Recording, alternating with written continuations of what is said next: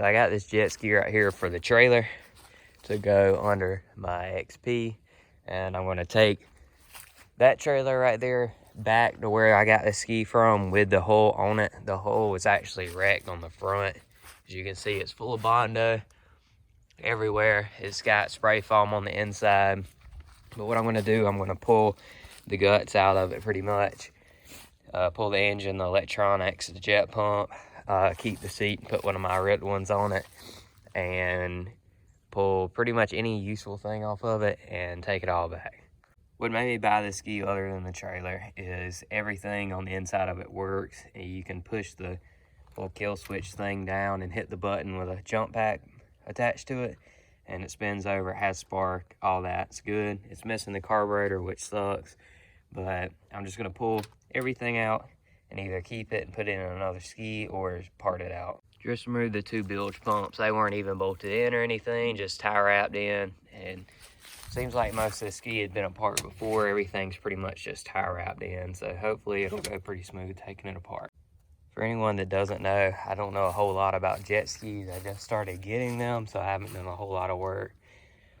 But this engine, I'm having trouble getting it out because it seems to be stuck on the drive shaft, so I figured I'd pull the jet pump out. And I've never pulled one out, but I didn't think about it being sealed to the case, so I'm trying to figure out how to get it unsealed and pull this off. So after much hammering on the jet pump, I got it out. It was pretty aggravating, but I guess it wasn't too terrible. But as you can see, oh, that's real bad. The wear ring on the pump isn't too hot either. So all this needs to get cleaned up before this is used. I got the motor out here. It's pretty rusty. I think it was a saltwater ski. The bottoms of the engine mount are really rusty. The starter's rusty. Have all the exhaust and everything, the intake stuff. But as you can see, there's a starter. It works, but it looks really bad, as well as the engine mount. All up under here is pretty rough. All down there. Got the drive shaft and all that stuff. This is the inside of the ski. I must have broke off one of the connectors on the bottom of the oil tank because it just started spewing oil everywhere. So that's nice, but I just ain't gonna worry about it because I'm taking this whole back, pretty much trashing it. So I got this M-pin popped out and all this unplugged on the inside. So that is now out. So mostly there's not that much left in here other than some fuel lines that probably aren't any good and some random electrical. So I'm gonna, I guess, keep pulling some stuff out. So I'm about to see what the inside of this M-pin box looks like. And it's a moment of truth here. It looks extremely clean. That's really good. Actually surprised. So everything is off of the jet ski and in this cart, and I'm either going to use the motor in something else or part it out or something. I haven't decided yet, but that'll be all for the SP. I'm taking it back soon. So since everyone has been asking where the 400DX is, I decided I would start working on it again. It's been a few months now since I last worked on it, and for anybody who's new or doesn't remember, I completely rebuilt the top end to get it running, to find out the transmission is blown out from 2nd to 4th or 5th. I don't really know.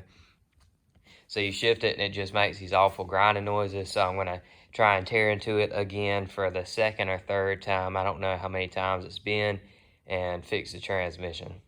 So I've got all the plastics and gas tank and air box and all that off. All that's real quick to come off. You've already seen that come off a bunch. So now I'm going to get into taking the engine mounts off, and this time I'm going to pull the whole engine out instead of just taking it apart in the frame.